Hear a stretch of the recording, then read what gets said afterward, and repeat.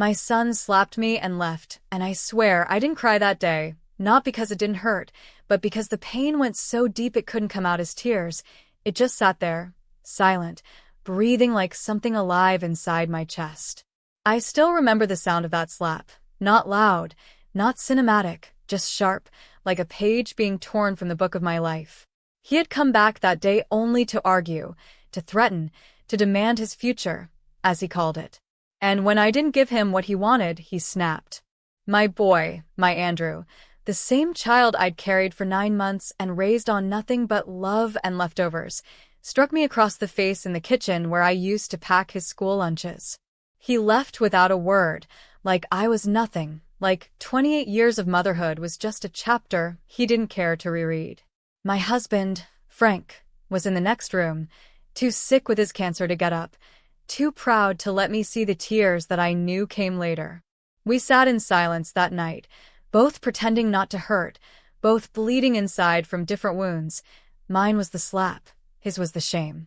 After that, 5 long years passed. Not a phone call, not even a birthday card. Frank died in the 4th year, and I'll never forget the look in his eyes before he left me.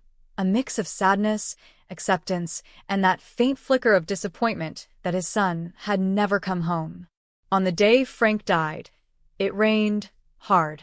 I stood by his bed holding his hand as he slipped away, whispering that I'd be okay, lying to both of us.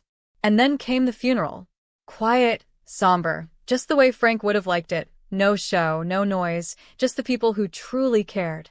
And then, in the middle of the pastor's words, I saw him. My son, 5 years older, wearing a black suit that probably cost more than my monthly groceries, sunglasses like he was hiding from the truth, and a woman on his arm who looked as cold as the slap he gave me years before. He walked straight to me, didn't say sorry, didn't even look at the casket. Instead, he pulled out a stack of papers and said, I'm here for my share. I'm the son. I have rights. The audacity.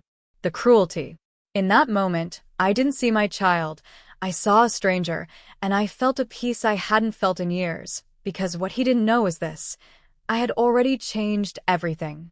I had spoken to James, our lawyer, just 2 days after Frank's death, and we had rewritten the will. Every piece of land, every inch of that ranch, every old barn and broken fence, I gave it all away, not to my son, but to a charity that helps women like me, mothers who give everything and get pain in return. So when James walked up behind me that day, opened the folder, and began reading the updated will in front of everyone, I didn't flinch. I didn't cry. I just looked at my son, and I smiled. The silence that followed was louder than thunder.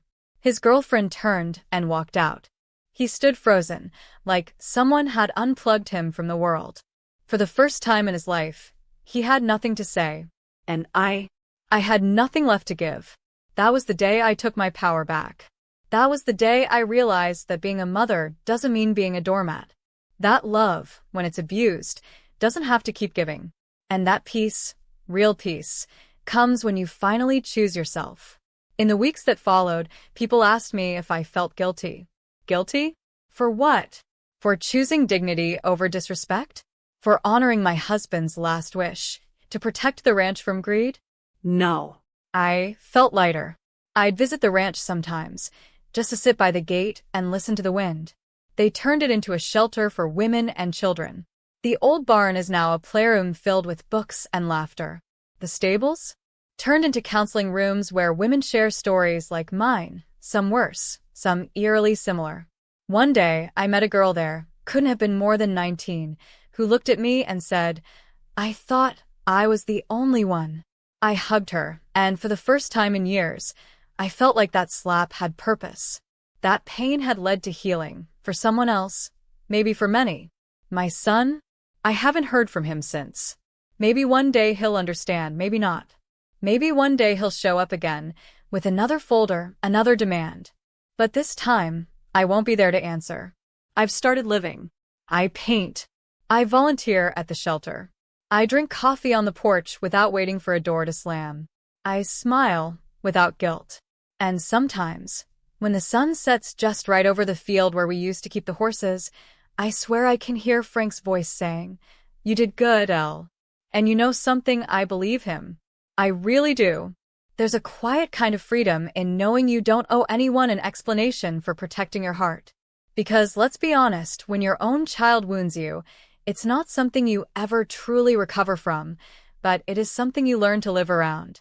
Like an old scar. It doesn't disappear, but it doesn't bleed anymore either. I started walking every morning. I passed the same willow tree where Andrew used to climb and fall and laugh. Sometimes I stopped there just to remember the boy he used to be, not the man he became. It helps. It keeps the bitterness from settling in. Because I still love him, yes, but I don't miss him. Not the way he is now. I miss who he used to be, before greed grew louder than gratitude.